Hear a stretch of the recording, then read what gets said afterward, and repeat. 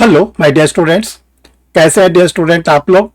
20 मई 2025 को honourable supreme court का एक बहुत ही इंपॉर्टेंट जजमेंट आया जो आप लोग के नॉलेज में आ गया होगा। और वो जजमेंट था जुडिशरी में जाने वाले स्टूडेंटों के लिए मिनिमम क्वालिफिकेशन को फिक्स करना। देखिए, अभी तक जो जुडिशरी में कैंडिडेट जाते थे वो लॉ ग्रेजुएट होते थे, और चाहे वो LLB किए रहते थे या BA LLB किए रहते थे, और उसके बाद वो जुडिशरी के एग्जामिनेशंस में फॉर्म को फिलअप कर सकते थे और ढेर सारे जुडिशियल ऑफिसर इसी के थ्रू बने। लेकिन कल ऑनरेबल सुप्रीम कोर्ट ने ये कहा कि अब जो जुडिशरी की वैकेंसी आएगी उसमें वही कैंडिडेट फॉर्म भर सकेगा जो लॉ ग्रेजुएट तो होगा ही, साथ साथ 3 साल का एडवोकेट होगा। अब 3 साल का एडवोकेट होने के लिए ये जरूरी है कि आप AIB को जरूर पास करें, क्योंकि अब वही कैंडिडेट AI माना जाता है एडवोकेट जो AIB को क्रैक कर लेता है। तो AIB का पास करना अब बहुत जरूरी हो गया है। पहले तो एडवोकेट बनने के लिए आपको AIB जरूरी थी, लेकिन अब आपको जुडिशरी में जाने के लिए भी AIB को पास करना बहुत जरूरी है। जैसा आप लोग जानते हैं कि बार काउंसिल ऑफ इंडिया के द्वारा 2010 से एक एग्जाम लिया जा रहा है, ऑल इंडिया बार एग्जामिनेशन, जो साल में 2 बार होता है। पिछले बार 2024 में केवल एक ही बार एग्जाम हुआ था। तो ये मत सोचिएगा कि इसका केवल एक ही एग्जाम एक साल में होता है, 2 एग्जाम साल में होता है, और उसको पास करने के बाद ही कैंडिडेट क्या होता है, एडवोकेट माना जाता है। जब उसको पास कर लेता है COP मिल जाता है। तो आज का वीडियो हम आप लोग को इसी टॉपिक को लेकर आए हुए हैं कि अब AIB पास करना हुआ अनिवार्य।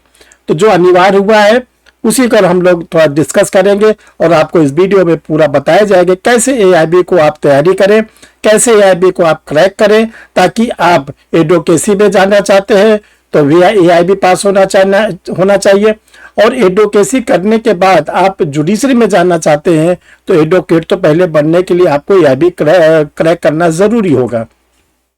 तो चलिए डियर स्टूडेंट, इसी टॉपिक पर आप लोग के साथ आज डिस्कस किया जाता है, आप लोग के साथ इस पर चर्चा की जाती है, ताकि आप लोग अपने को तुरंत इस तरफ ले जाइए कि हमको AIB जरूर और जरूर निकालना है। तो जिन स्टूडेंट ने अभी तक परीक्षा रिफ्रेशर यूट्यूब चैनल को नहीं सब्सक्राइब किया तो सब्सक्राइब कर ले, क्योंकि चैनल को सब्सक्राइब करने का सबसे बड़ा फायदा ये होता है कि जो भी फर्दर वीडियो बनता है वो आपके सिस्टम पर उसका इंडिकेशन आना शुरू हो जाता है कि कोई वीडियो पब्लिश होने वाला है। देखिए डियर स्टूडेंट, 2010 में जो बार काउंसिल ऑफ इंडिया है, जो हम लोग को लॉ की डिग्री को मान्यता देता है, ये डिसाइड हुआ था कि 2010 के पहले जिन लोगों ने LLB किया था, लॉ ग्रेजुएट हुए थे, उनको AIB देने की जरूरत नहीं है।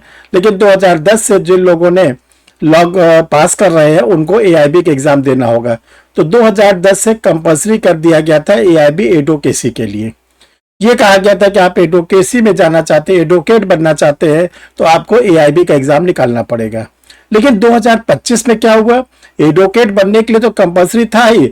2025 में 20 मई को ऑनरेबल सुप्रीम कोर्ट ने द ऑल इंडिया जजेस association versus union of India, the all India जजेस association versus union of India के केस में कल बहुत ही हिस्टोरिकल जजमेंट दिया है, और यह कह दिया गया है कि लोअर जुडिशरी सिविल जज जूनियर डिवीजन में जाने वालों को अब 3 साल की वकालत का सर्टिफिकेट लगाना होगा, तभी वो फॉर्म भर पाएंगे।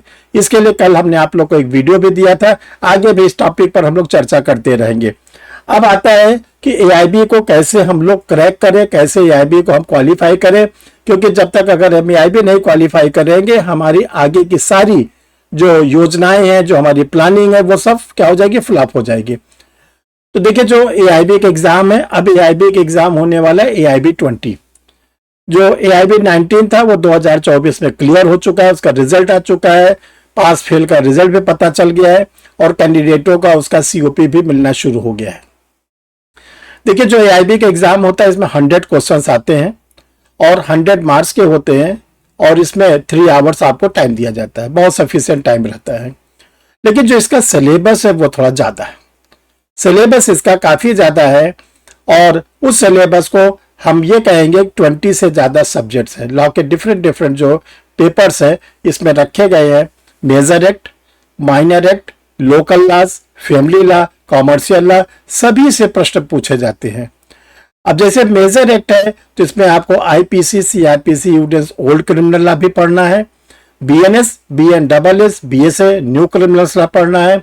इसके बाद transfer of property act, Indian contract act, partnership act, constitution, transfer of property, ये ढेर सारे पेपर हमको माइनर भी ढेर सारे पढ़ने। लोकल लॉज है, हिंदू लॉ, मोहम्मडन लॉ है, फिर इसके बाद हम लोग के कमर्शियल लॉ है।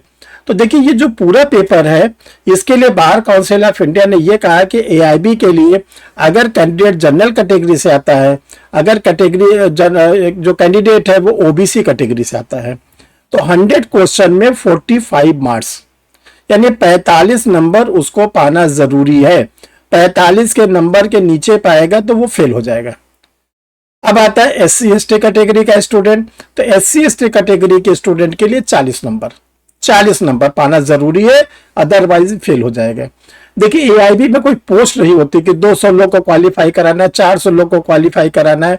अगर AIB के एग्जाम में ऐसा आप मानो कि 2 लाख कैंडिडेट बढ़ते हैं और 2 लाख कैंडिडेट ये 40 नंबर 45 नंबर का अपना बॉर्डर क्रॉस कर जाते हैं तो पूरे 2 लाख पास हो गए। यहाँ पर ऐसा नहीं है कि 200 पोस्ट निकली हुई है, तो आपके लिए कोई दिक्कत नहीं है कि कंपटीटर बहुत ज्यादा है, कंपटीटर बहुत कम है, क्योंकि एक बॉर्डर लाइन ही तो क्रॉस करना है। बॉर्डर लाइन आप क्रॉस कर लिया, आप पास हो गए। तो देखिए ये बॉर्डर लाइन कहने को तो बहुत सरल है, लेकिन AIB 18 और 19 जो 2 एग्जाम हुए, AIB 18 और 19 में देखा गया कि जो रिजल्ट जाता है वो बहुत पुअर जाता है। AIB 18 का रिजल्ट तो बहुत पुअर गया था, 50% के नीचे के लोग ही पास हुए थे, 50% के ऊपर के लोग फेल हो गए थे। 19 में थोड़ा सा इंप्रूवमेंट था, बट उसमें भी ध्यान रखिएगा 55% ही पास हुए थे, 45% फेल हो गए थे। अगर आप एक बार AIB फेल हो जाते हैं तो इसका आपके ऊपर दुष्परिणाम क्या पड़ता है, आपको फिर अगला एग्जाम देना रहता है, फिर आपको तैयारी करनी पड़ती है, और जो बार काउंसिल की फीस है वो 3500 रुपये आपको देना ही पड़ेगा। तो ऐसा ना हो कि आपको बार बार AIB देना पड़े, एक बार AIB दे के इस झंझट से आप मुक्ति प्राप्त कर लें। क्योंकि अगर आप AIB क्वालिफाई कर गए तो आपको क्या होता है, bar council of India COP दे देता है, सर्टिफिकेट ऑफ प्रैक्टिस। जब आप बार काउंसिल ऑफ स्टेट में रजिस्ट्रेशन कराते हैं तो आपको टेम्परेरी सर्टिफिकेट मिलता है कि जाइए वकालत कर सकते हैं सीनियर के साथ, किसी के साथ, लेकिन आप वकालत नामा नहीं लगा सकते। अगर आप AIB क्वालिफाई कर गए, अब आप क्या हो गया, अब आप किसी भी केस में अपना वकालतनामा लगा के केस को आगे हैंडल कर सकते हैं। ये जुडिशरी में जाने वालों को भी करना है। तो AIB की इंपॉर्टेंस बहुत बढ़ गई है। आपके हाथ से AIB 20 जाने ना पाए, क्योंकि AIB 20 चला जाएगा आपके हाथ से तो आपका जो एक्सपीरियंस 3 साल का जुडिशरी में मांगा गया, जितनी जल्दी AIB क्वालिफाई करेंगे उतनी जल्दी आपका 3 साल के वकालत का, जैसे कहते हैं, मीटर चलना शुरू हो जाएगा। अगर आप नहीं क्वालिफाई करते तो अभी आपका मीटर क्या है, साइलेंट है, बंद है, जंग लगा हुआ है। अगर एक बार क्वालिफाई करेंगे, आपका मीटर चलना शुरू हो गया है, जैसे 3 साल पूरा होगा, you are entitled for the appearing in the judiciary examinations. आप जुडिशरी में अप्लाई कर सकते हैं। तो देखिए इसके लिए जो परीक्षा रिफ्रेशर लॉ क्लासेस है, आप लोगों को 2 फैसिलिटी अवेलेबल कराता है। इन 2 फैसिलिटी में से जो भी फैसिलिटी आप लेना चाहते हैं, आप लेकर अपने AIB के एग्जामिनेशंस को जरूर और जरूर क्रैक करिए। जो 20th नंबर का होना है, इसी साल होना है, बहुत जल्दी होना है, बहुत जल्दी इसका एडवर्टीजमेंट भी आएगा आप लोग के लिए, और आप लोग इसको क्रैक करें। देखिए जो पहली फैसिलिटी है वो आप लोग के लिए ऑल इंडिया बार एग्जामिनेशंस के लिए एक गाइड पब्लिश कर दी गई, जो 15 वर्ष से लगातार निकल रही है। बहुत से स्टूडेंट इसको पढ़कर तैयारी करके AIB को क्रैक कर चुके हैं। ये जो आप लोग के लिए गाइड निकली हुई है 20th नंबर की, ये डिगलॉट एडिशन में, हिंदी इंग्लिश दोनों में है। इसमें सारे लेटेस्ट केसेस दिए गए हैं, सारे सब्जेक्ट के MCQ दिए गए हैं, ताकि आप लोग इससे जो मिनिमम बॉर्डर है उससे काफी ज्यादा नंबर आप गेन कर सकते हैं। दूसरी आप लोग के लिए फैसिलिटी है कि AIB की क्लास ऑनलाइन मोड पर चल रही है। जो AIB की क्लास ऑनलाइन मोड पर चल रही है, इसमें आपको जो तैयारी कराई जाती है वो आगे जुडिशरी में भी बहुत ज्यादा काम आता है, तो आप क्लास भी ले सकते हैं। क्लास जो चलते हैं वो 8:30 AM 8:30 बजे सुबह 1 घंटे की क्लास रहती है। दूसरी क्लास जो चलती है वो 8 PM पे नाइट में चलती है, वो भी 1 घंटे की क्लास रहती है। क्लास ऑनलाइन मोड पर रहती है। ऑनलाइन क्लास आप लेंगे, इसके बाद आपको रिकॉर्डेड वीडियो दिया जाता है, डेली का डेली टेस्ट सीरीज होता है। तो ये जो गाइड है, उस एडमिशन वाले बैच में आप लोग को ये गाइड फ्री ऑफ कास्ट दिया जाता है। एडमिशन कैसे ले AIB में, तो AIB के एडमिशन के लिए ये 2 व्हाट्सएप नंबर शो कर रहा है। इन दोनों में से किसी भी व्हाट्सएप नंबर पर अपना आधार कार्ड भेजेंगे और लिख देंगे कि मुझे AIB की क्लास लेनी है।